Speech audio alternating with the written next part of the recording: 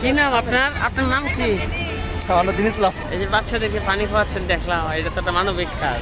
এটা আমরা প্রতিদিনই করে থাকি। কি করেন? পড়াশোনা করি। থাকেন কোথায়?